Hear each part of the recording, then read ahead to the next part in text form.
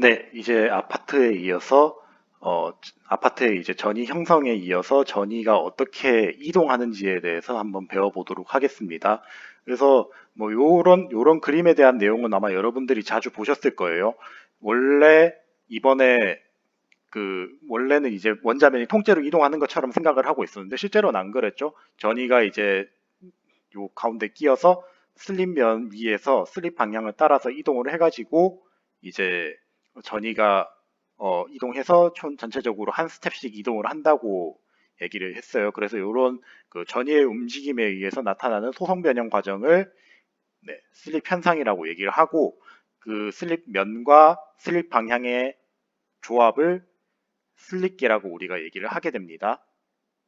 자, 그래서 이런 슬립계가 있을 때 각각 전이가 슬립면을 따라서 이동을 하게 될 건데, 전이 성분에 따라서 이동하는 게 차이가 있죠? 이건 아마 재료과학 시간 때 여러분들이 배웠을 거예요.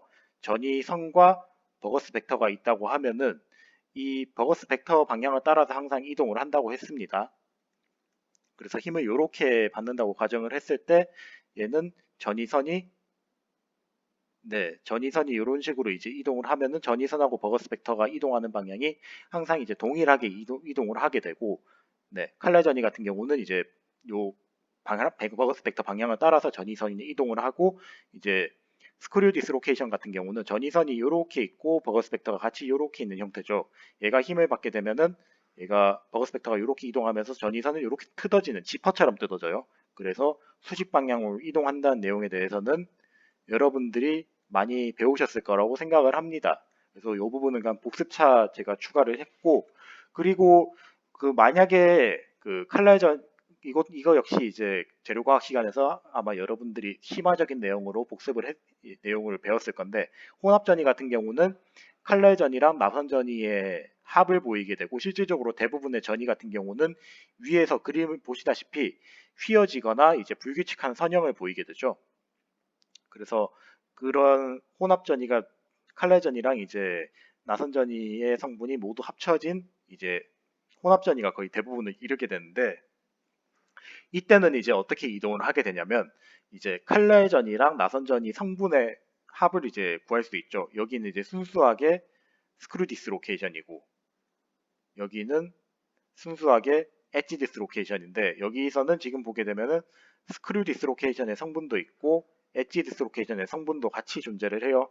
그렇기 때문에 이 성분의 합에 따라서 전이의 이동 방향이 결정이 됩니다. 그래서 혼합 전이에서의 그 이동 방향 같은 경우는 버거스 벡터 성분을 두 개의 전이 성분으로 분리를 해가지고 각 성분의 합으로 전이의 이동을 계산을 하게 됩니다. 쉽게 말해서 여기 같은 경우는 이제 엣지 디스로케이션에 의해서 나오는 힘이 이 정도 있고 스크류 디스로케이션에 의해서 나오는 이동 거리가 수직 방향이죠. 그래서 이 방향이 돼서 이 두 개의 합만큼이 전체 이동 거리가 되고, 이 이동 거리 D는 여기랑 여기랑 동일하게 나타납니다. 왜냐하면 받는 힘 자체는 동일하니까요. 네, 그래서 각각 전이 성분에 따라서 어, 기본적으로 전이가 어떻게 이동하는지에 대해서는 이렇게 알아두시면 되겠고요. 같은 방향이죠. 죄송합니다.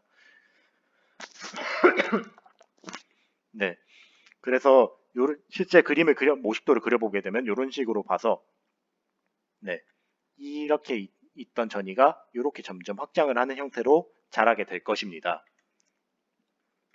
그래서 이 부분에 대해서 알아두셨으면 좋겠고, 또한 이제 또한 이제 여러분들께서 참고로 하셔야 되는 게, 전이 이동하는 속도 같은 경우는 이제 힘을 받게 되면은 뭐 이걸 생각을 해본 경우가 잘 없을 거예요. 일정한 속도로 이동할 것 같다라는 사람도 있고 일정한 속도로 이동하지 않겠다라는 사람이 있는데, 답은 이제 일정하지 않은 속도로 이동하고 그 크기는 전단 능력의 크기에 비례를 합니다. 그래서 옆에 그림을 보시면 아시겠지만은 전단 능력이 증가하면 증가할수록 전이 속도가 증가를 하죠. 네. 그래서 상온에서 전이 속도 같은 경우는 대략적으로 한 나노미터 단위에서 정말 빠르면은 밀리미터 단위까지 이동을 할 수 있다는 거. 네. 상온에서는 거의 그렇고, 그리고 온도가 높아지면 높아질수록 그 속도가 훨씬 더 빨라지게 돼요. 그리고 또 한 가지 특징이 뭐냐면은 칼날 전이가 나선 전이보다 이동 속도가 한 50배 정도 빨라요. 여기서 보시면 아시겠지만은 똑같은 힘을 줬을 때 스크류보다 엣지가 속도가 더 빠르죠. 네, 요걸 얘기하는 거고, 그리고 아까 전에 얘기했지만은 전단 강도가 증가하면 증가할수록 네, 속도가 더 빨라지고, 온도가 높아지면 높아질수록 전이의 이동 속도가 증가하는데, 왜냐하면은 이제 동일 속도에 도달하는데 필요한 전단 응력이 감소하기 때문에 그런 거예요. 그리고 추가적으로 확산에 대한 이유도 있고요. 그래서 이런 식으로 이제 실제로 이동하는 영상 같은 경우는 제가 플립 러닝 영상에서도 보여드렸지만은 이런 식으로 네, TEM을 통해서 관찰이 가능합니다. 보시면은 네, 전이들이 톡톡톡톡톡 네, 이런 식으로 네, 이동하는 걸 관찰할 수 있어요. 네, 이거는 이제 실제로 이제 안쪽에서 온도를 높이거나 아니면은 이제 그 시험편을 당겨가지고 이런 이미지를 찍어내는데, 자세한 내용의 경우에는 제가 나중에 그 소재 분석 관련해서 설명할 때 설명드릴 수 있도록 하겠습니다. 네, 그래서 이런 전이의 이동을 관찰을 해서 속도를 계산을 한다는 거, 네, 참고해 주시면 감사드리겠습니다. 자, 그런데 이런 식으로 이제 전이의 이동이 일어날 때 대부분의 전이가 그 금속 같은 경우는 네, 금속의 전이 같은 경우는 FCC 네, 그 금속의 전이들 같은 경우는 그 FCC, BCC, HCP 그 정해진 슬립 시스템 있잖아요. 어떤 거였죠? FCC는 자, 111면에 네, 110 방향. 이게 굉장히 중요하기 때문에 제가 계속 강조를 합니다. BCC 같은 경우는 110면에 111 방향, 그리고 HCP는 0001면에 1, 1-20 방향으로 계속 이동이 된다고 했습니다. 자, 그런데 저번에도 설명을 드렸지만은 톰슨 스테트라 헤드론 같이 이제 FCC 같은 경우는 동일한 슬릿 시스템이 이면에도 해당이 되고 이면에도 해당이 돼요. 그래서 어떻게 된다고 했죠? 환승할 수 있다고 했어요. 그래서 이런 환승이 일어나는 현상을 교차 슬립이라고 했는데, 교차 슬립의 실제 정의는 전이가 활주 중에 다른 방향의 슬립면을 타고 이동하는 현상 전체를 이제 교차 슬립이라고 얘기를 합니다. 자, 그래서 이런 교차 슬립 같은 경우는 재료의 격자 구조, 그리고 적층 결합 에너지, 슬립계의 영향을 굉장히 많이 받아요. 그래서 FCC에서 일어나는 아마 제가 저번 시간에 간단하게 보여드렸겠지만, FCC에서 일어나는 슬립, 교차 슬립이랑 BCC에서 일어나는 교차 슬립은 완전히 달라요. 첫 번째로 이제 FCC에 관련된 설명을 좀 드릴게요. FCC 같은 경우는 이제 톰슨스 사면체 그림을 보게 되면은 아까 전에도 설명드렸지만 동일한 슬립면이 서로 다른 슬립면을 공유를 합니다. 예를 들자면은 지금 111면 기준에서 1-101 요거죠. 요 기준으로 보게 되면 -1, 1면이 똑같은 슬립 방향을 이제 공유를 하게 되고, 이런 공유 방향 시스템들이 계속 네, 나타나게 돼요. 나타나게 되는데 한 가지 좀 주의를 해야 되는 거는 실질적으로 이제 FCC에서 그 교차 슬립이 일어나는 거는 뒤에서도 설명을 드리겠지만 부분 전이들이 이런 식으로 쭉 형성이 돼 있어요. 부분 전이들이 이제 다시 완전 전이로 합쳐져야지 갈 수 있겠죠. 지금 보게 되면 얘가 이런 식으로 따로 떨어져 있다가 이쪽으로 환승하려고 돼요. 이쪽으로 환승할 때 얘네들이 떨어져 있으면 환승이 돼요, 안 돼요, 지금? 안 되죠. 안 되기 때문에 얘네들이 일단은 요걸로 합쳐지고 다시 이쪽으로 분리가 돼서 네, 슬립이 일어나야 됩니다. 그렇기 때문에 슬립이 일어날 때 패턴을 보게 되면은 이제 적층 결합 에너지의 영향을 상당히 많이 받게 되는데, 요 자세한 내용 같은 경우는 다음 슬라이드, 아까 제가 보여드렸죠. 요 슬라이드에서 제가 설명을 다시 한번 드리도록 하겠습니다. 이 그림을 보고 보시는 게 조금 더 이해가 쉬우실 것 같아요. 그래서 FCC 같은 경우는 일단 요 톰슨스 사면체에 기반한 설명이 가장 유용하다는 거에 대해서 이해를 하셨으면 좋겠고, 다음으로 BCC 같은 경우는 어, 지금 보시면 아까 저번 시간에도 설명을 드렸지만 111 방향 기준으로 제가 색깔을 바꿔서 설명드릴게요. 네, 요거 다 삭제를 하고 네, 110 방향 기준에서 보게 되면은 서로 다른 면들을 많이 공유를 하고 있어요. 뭐 요 면도 있고 요 면도 있고 요 면도 있고, 그 말인즉슨 얘가 원래 슬립은 요쪽에서 일어났는데 이쪽으로도 갈아탈 수 있고 이쪽으로도 갈아탈 수 있어서 서로 동일한 이제 최대 분해 전단 응력면이 굉장히 많이 존재를 합니다. 이걸 이제 MRSSP 이게 뭐냐면은 이제 멀티플 리졸브드 시어 멀티플 리졸브드 시어 스트레스 플레이 네, 시어 스트레스 플레인이라고 해가지고 그 영어로 쓰자면 MULTI 플 멀티플 D SOLVed 시어 스트레스 플레인 요거 약자예요. MRSSP가. 그래서 최대 분해 전달 응력면.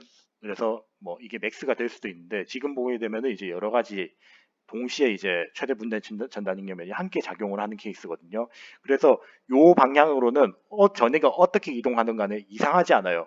그래서 서로 동일 방향의 슬립 방향에 해당되는 면 모두의 교차 슬립이 가능하고 이 슬립 패턴이 무슨 모양이라고 했죠? 저번 시간에 정삼각형 모양이라고 했습니다. 왜냐하면 이게 다 60도 관계를 가지고 있어서 그렇게 얘기가 되는 거예요.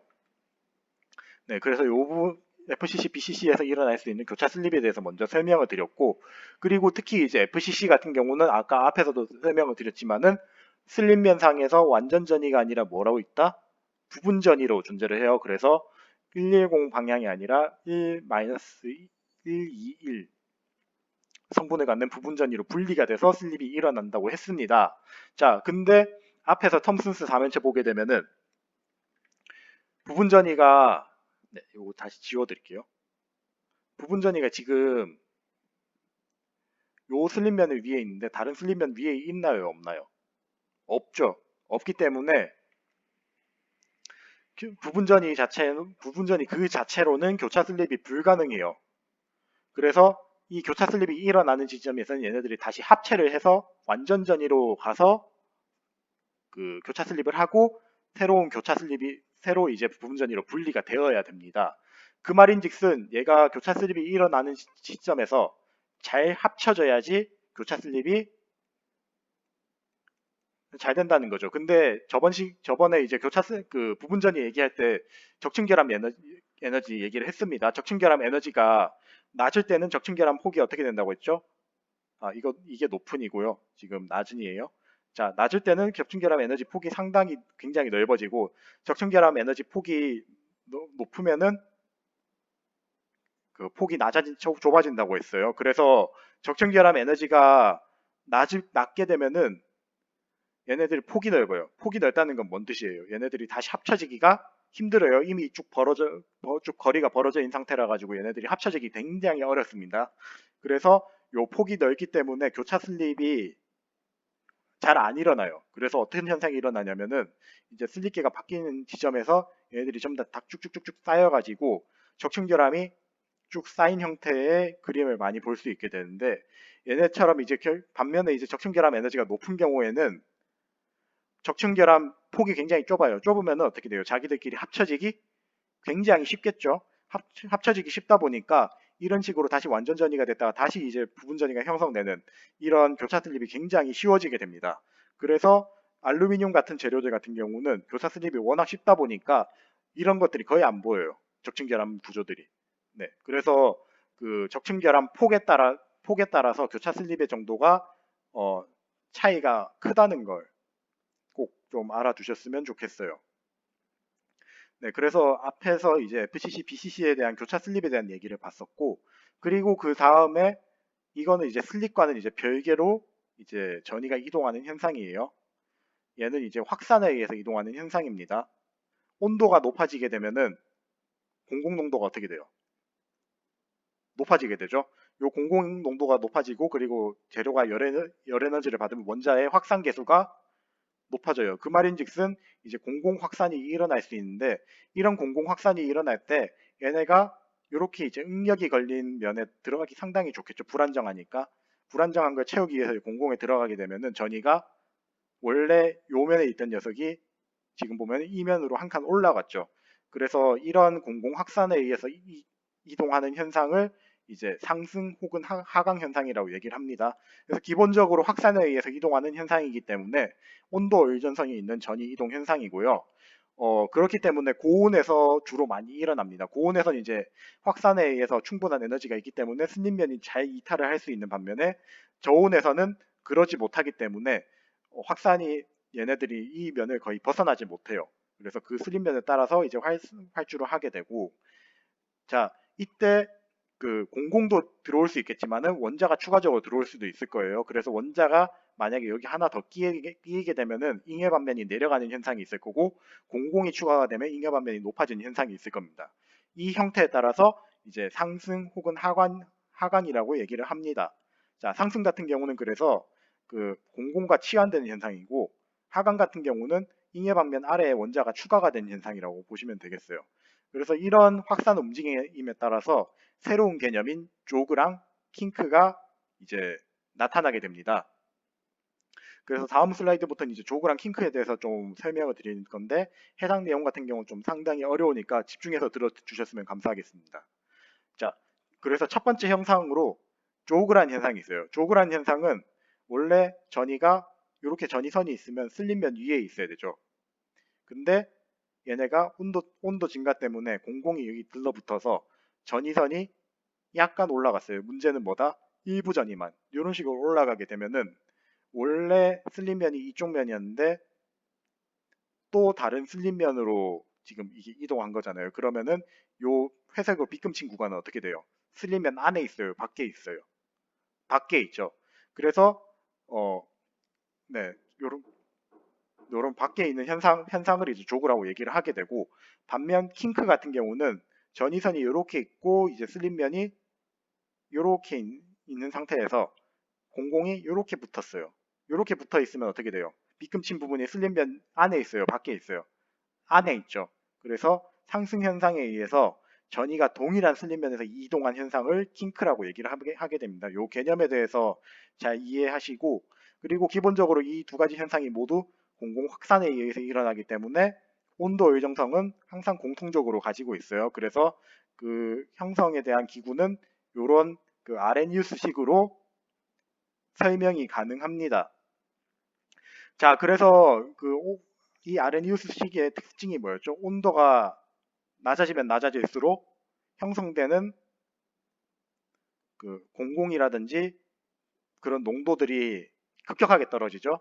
그래서 비슷하게 조그 같은 경우도 1000K에서는 한 10의 마이너스 5승 확률로 있는데 300K가 되면은 10의 마이너스 17승으로 엄청 떨어집니다. 그래서 그 온도 의존성이 굉장히 강하다는 걸 여기서 볼 수 있어요. 네, 그래서 이 현상에 대해서 어, 꼭 기억하셨으면 좋겠. 이 현상이 이제 뒤에 상호작용하고도 굉장히 크게 연관이 있거든요. 그래서 이 부분은 꼭 기억하시고 세 번째 영상을 보셨으면 좋겠습니다.